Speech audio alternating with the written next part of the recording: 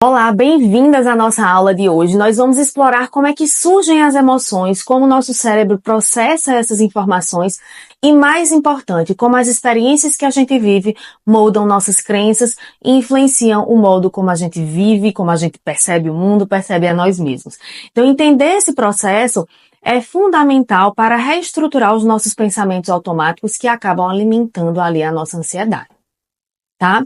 Então vamos lá, as emoções, elas são respostas automáticas que surgem como uma maneira de lidar mesmo com o ambiente ao nosso redor. Elas nos ajudam a interpretar o mundo, a reagir rapidamente a situações de perigo ou a interagir com as pessoas. Então emoções como o medo, como a alegria, como a raiva, elas são essenciais para a nossa sobrevivência. Por exemplo, quando você sente ansiedade antes de uma apresentação, isso é o seu cérebro ativando o sistema de alerta lá, a amígdala está ativada, para te preparar para um possível perigo. Mas o que a gente precisa entender é que muitas vezes esse perigo é apenas uma interpretação que a gente faz da situação e muitas vezes essa interpretação ela pode ser distorcida do que está acontecendo. Agora vamos falar sobre o papel do nosso cérebro no processamento dessas informações.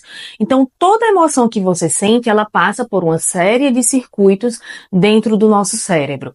O sistema límbico, que inclui áreas como a amígdala e o hipocampo, é responsável por processar emoções e armazenar memórias emocionais.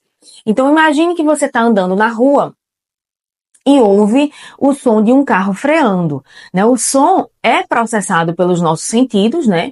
Pelo nosso ouvido, muitas vezes, e a amígdala imediatamente ativa o seu sistema de alerta, interpretando isso como um possível perigo. Você sente, então, o coração acelerar, as mãos suam, o seu corpo se prepara realmente ali para lutar ou fugir. Esse é o sistema simpático entrando em ação, preparando você para uma ação rápida. Então, uma parte importante desse processo é como as nossas memórias são formadas e ligadas às emoções. Sempre que a gente vive uma experiência intensa, seja ela boa, seja ela ruim, o cérebro ele registra essa experiência e ele associa uma emoção a ela. Por exemplo, o cheiro de uma comida pode te trazer imediatamente uma lembrança da infância. Isso acontece porque o sistema límbico está fortemente conectado ao nosso sistema olfativo que processa cheiros. Quando você sente o cheiro de biscoito, por exemplo, isso pode evocar uma memória da casa da sua avó, no meu caso, um cheiro de panqueca, né? E aí traz junto uma sensação de conforto, muitas vezes, ou de alegria, ou outras emoções. Então, por exemplo, feche os seus olhos agora e pense em um cheiro que te lembra algo da infância. Pode ser o cheiro de um lugar, de uma comida, ou até mesmo de uma estação do ano. Agora, observe como rapidamente surgem lembranças e emoções associadas a esse cheiro. Então, essa é uma maneira como o nosso cérebro conecta as memórias e as nossas emoções, né? Agora que a gente entendeu como as emoções e as memórias elas estão ligadas, nós vamos falar sobre como isso influencia a maneira como nós nos vemos o mundo, ou seja, as nossas crenças centrais. Desde muito cedo, nossas experiências elas vão criando padrões de pensamento e comportamento, e esses padrões formam as nossas crenças centrais. Essas crenças se tornam rotas neurais que o cérebro ele usa automaticamente para interpretar novas situações. Então, cada vez que você vive uma experiência, a memória dessa experiência se conecta a uma emoção, formando o que chamamos de crenças nucleares. Por exemplo, uma pessoa que ouviu críticas constantes na infância, ela pode desenvolver uma crença de incompetência, né? Então, cada vez que ela enfrenta um desafio, essa rota neural já está tão sedimentada, tão embasada, que automaticamente ela pensa, não vou conseguir. Isso acontece porque o cérebro ele criou mesmo uma rota muito usada para interpretar situações semelhantes e tanto a pessoa passar ali por situações que reforçam isso. Então esse ciclo é um processo contínuo e quando você pensa eu não consigo, sua emoção pode ser de ansiedade, de tristeza. Essa emoção ativa comportamentos como evitar desafios ou desistir de tarefas.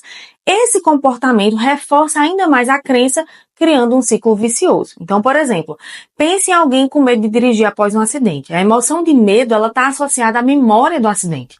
Então, toda vez que essa pessoa tenta dirigir, o cérebro ativa aquela rota de perigo. O comportamento de evitar dirigir reforça a crença de que dirigir é perigoso.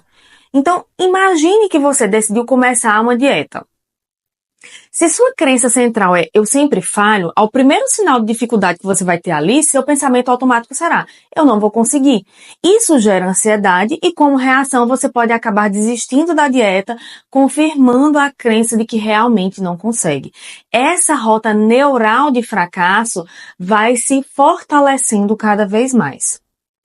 Mas aqui vem uma boa notícia. O nosso cérebro ele tem a capacidade de mudar. Então, esse fenômeno é chamado de neuroplasticidade, que significa que nós podemos criar novas rotas neurais, ou seja, substituir nossas crenças antigas por crenças mais saudáveis. Na terapia cognitivo-comportamental, nós usamos técnicas como a reestruturação cognitiva para identificar crenças distorcidas e substituir esses pensamentos automáticos por alternativas mais realistas. Quando você pratica essa técnica, por exemplo, regularmente, está literalmente criando novas rotas no seu cérebro. Isso permite que, com o tempo, você tenha novas maneiras de reagir a situações sem depender daquelas rotas antigas que levam à ansiedade ou medo. Ah, Gabriela, isso é de uma hora para outra? Não, não é. Não é simplesmente, vou mudar o meu pensamento. Não é. Existe uma técnica toda por trás disso, tá? A gente faz um processo. Antes a gente vai identificar que pensamentos são esses, quais as emoções associadas. Então, muitas vezes a gente não tem nem essa noção para a gente começando depois a reestruturar cognitivamente, tá bom? Então, eu te espero na próxima aula.